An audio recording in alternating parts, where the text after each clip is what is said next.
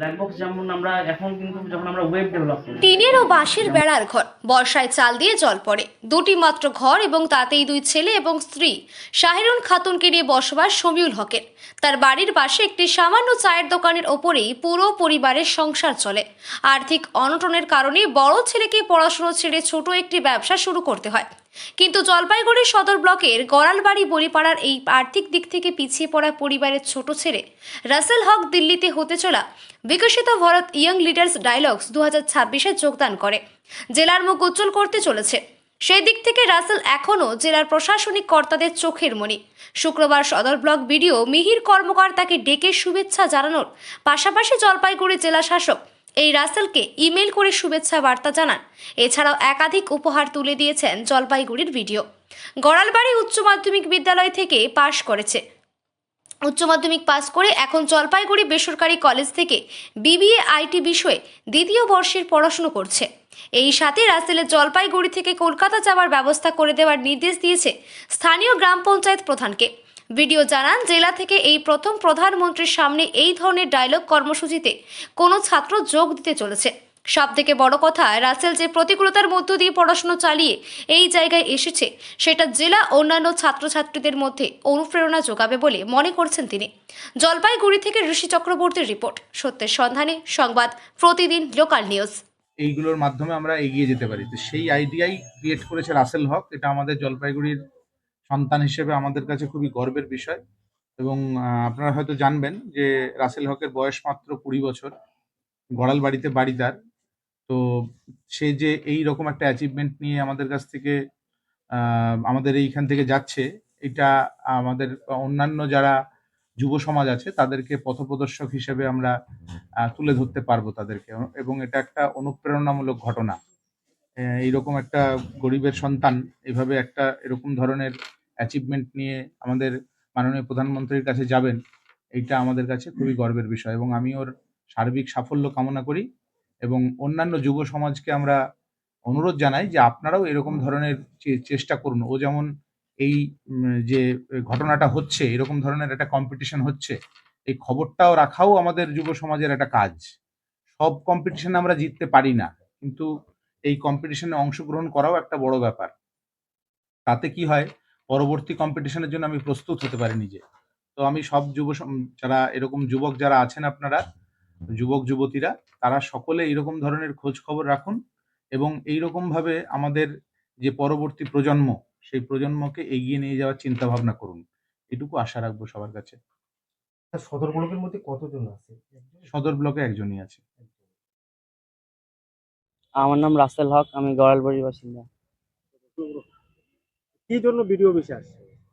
আজকে BDO sir আমাকে ডাকছিলেন যে যে আপকামিং বিকশিত ভারত ইয়ং লিডার্স ডায়ালগ 2026-এ আমি স্টেট লেভেল থেকে আমি ন্যাশনাল লেভেলে এখন অংশগ্রহণ করেছি এবং আমি সিলেক্ট হয়েছি। বিকশিত ভারত ইয়ং লিডার্স 2026-এর যে প্রোগ্রামটা হতে যাচ্ছে ভারত মণ্ডপম নিউ দিল্লিতে। তো সেখানে শ্রী প্রাইম মিনিস্টার থাকছেন আমাদের সাথে। আমি প্রাইম মিনিস্টারের সামনে, স্যারের সামনে আমি আমার আইডিয়াস গুলো রাখতে যাচ্ছি এবং সেটা যদি কোনো আমাদের দেশে কাজে লাগে তো আমরা সেটার জন্য অনেক গর্বিত ফিল করব। ভিডিও সাহেব কি বললেন? বিডিও স্যার অনেকে আমাকে অ্যাপ্রিসিয়েশন দিল, আমাকে কংগ্রেচুলেশন দিল, আর কয়েকটা গিফট দিল, একটা ব্যাগ দিয়েছে আমাকে। আমি যাই সেটার জন্য, ট্রাভেলিং এর জন্য আমার অনেক সুবিধা হবে। কোন স্কুলে পড়াশোনা? আমি গড়ালবাড়ি হাই স্কুল থেকে আমার 10+2টা কমপ্লিট করে আসছি। এখন আমি বিবিএ ইন আইটি আইটিএস নিয়ে পড়ছি EIILM কলকাতা জলপাইগুড়ি ক্যাম্পাস থেকে। হ্যাঁ, প্রফেসরের কাছ থেকে আমি অনেক সহযোগিতা পাইছি। আমার ভাস্কর স্যার রয়েছেন আমার উপরে। ভাস্কর স্যারকে জানানোর পরে আমাকে একজন মেন্টর প্রোভাইড করা হয়েছিল, রিম্পা ম্যাম। তো উনি আমাকে পিপিটি বানাতে অনেক সাহায্য করছিল। কি নাম বললেন আপনার? রাসেল হক। নতুন আইডিয়াতে যেমন আমরা করি, যেমন টেকনোলজিতেই আমরা কি ডেভেলপ করতে পারি। যেমন এআই আমাদের দিন দিন হচ্ছে। এআই থেকে আমরা এআই দিয়ে কি চ্যাট জিপিটি থেকে তুমি কিছু এআই আইডিয়া দিয়েছো? কিছু হ্যাঁ দিয়েছি, সে অবশ্যই। ব্ল্যাক বক্স থেকে কলকাতা যাবো, ওখান থেকে হাওড়ায় করে ওই দিল্লিতে যাবো। ওরাই নিয়ে যাচ্ছে। হ্যাঁ, ওরাই সব অ্যাকোমোডেশন সব ওরাই। আমাদের এদিকের জেলাগুলোর থেকে কজন আছে? আমাদের জলপাইগুড়ি ডিস্ট্রিক্ট থেকে তো আমি একাই আছি। অন্য কোচবিহার, আলিপুরদুয়ার, দার্জিলিং। না, ওটা জানো, ওটা দেখতে আপনারা দেখতে পারেন, সাইডে পাওয়াই যায়। মাইক সাইড আছে ওখানে। বলছিলাম এই রাসেল হকের একটা অনবদ্য একটা প্রতিভা, কি বলবেন? রাসেল হক তো খুবই ভালো ছেলে, কারণ ও আমাদের ইআইএলএম কলকাতা জলপাইগুড়ি ক্যাম্পাসে এই মুহূর্তে বিবিএ আইটি অ্যান্ড আইটিএস এই ডিপার্টমেন্টটাতে তৃতীয় বর্ষের ছাত্র।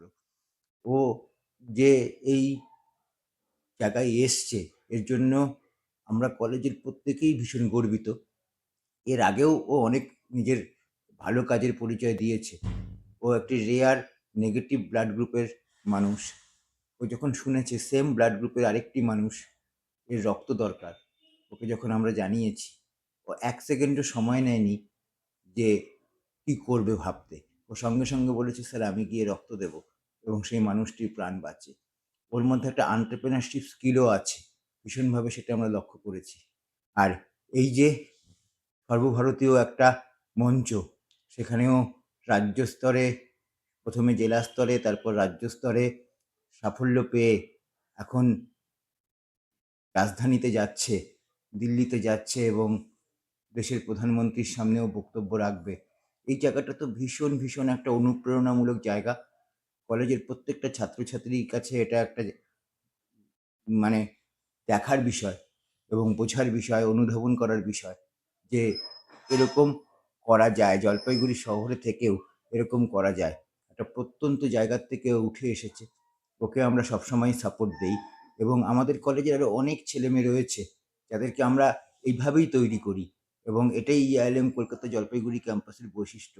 কারণ আমাদের ছেলেমেয়েরা বিভিন্ন দূর দূরান্তের থেকে আসে, গ্রামের থেকে আসে, তাদেরকে তৈরি করা এবং তাদেরকে শুধু একটা ক্যারিয়ার বা একটা চাকরি শুধু তাই না, একটা মানুষ হিসাবে তৈরি করা এবং সমাজের সর্বস্তরে তার প্রতিফলন ঘটানো, সেই জায়গাটা আমরা ভীষণভাবে দেখি। এবং রাসেল হকের এই উত্তরণ তারই একটা প্রতিফলন আমরা বলতে পারি। রাসেল হক খুব বড় হোক, খুব ভালো জায়গায় পৌঁছাক, দেশকে কন্ট্রিবিউট করুক, আমরা সর্বতোভাবে ওর পাশে আছি, সবসময় আছি।